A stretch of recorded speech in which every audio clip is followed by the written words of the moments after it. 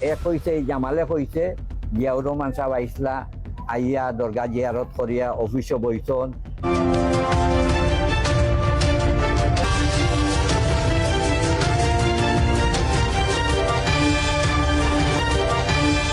জামানের এই জামানকে আমরা চিনি, এটি হচ্ছে আউলিয়া ফেডারেশন নামের একটি সংগঠনকে আবিষ্কার করেছে।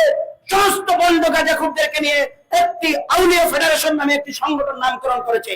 সেই সংগঠনের বুয়া চেয়ারম্যান দাবিদার হচ্ছে এই জামান। এই একটা গর্দব, কারণ এ রাষ্ট্রের যে একজন প্রেসিডেন্টের নিরাপত্তা কিভাবে দেওয়া হয়, প্রটোকলটা কিটা এটাও জানে না।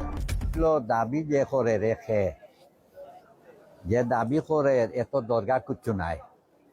সামন মাহমুদ খান পালাবার তো কোনো কারণ আমি দেখি না।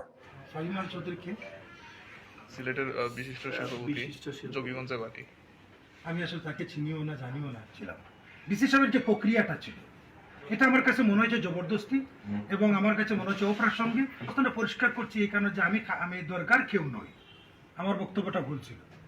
তাদের বক্তব্য সঠিক, এটি ডিসির যে অ্যাকাউন্ট করা হয়েছিল এবং ওয়াকফের যে তাদের অ্যাকাউন্টে চলেছে।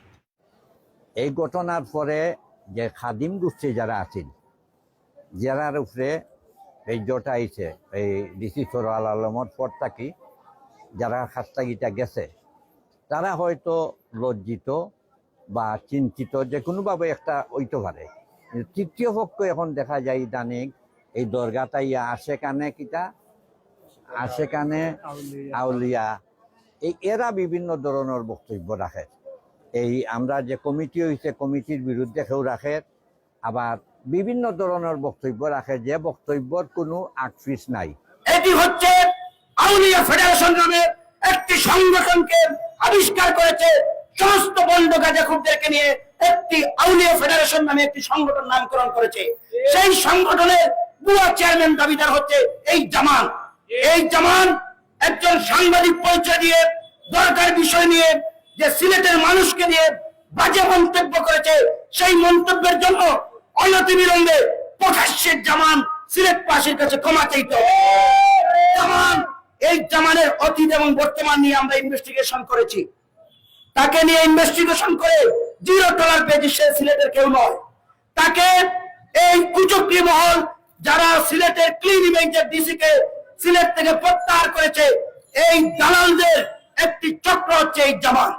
তাকে দিয়ে আমরা এই মিডিয়ার মাধ্যমে বলতে চাই, জামান যদি এখানে স্টপ না হয়, প্রয়োজনে বাড়াবাড়ি যদি বন্ধ না করে, সিলেটের মানুষের সামনে তাকে প্রকাশ্যে জবাবদিহি করতে হবে, এবং কাদের ইন্ধনে এই জামান দরগার বিষয় নিয়ে কথাবার্তা বলে সেটা আমাদেরকে জবাবদিহি করতে হবে।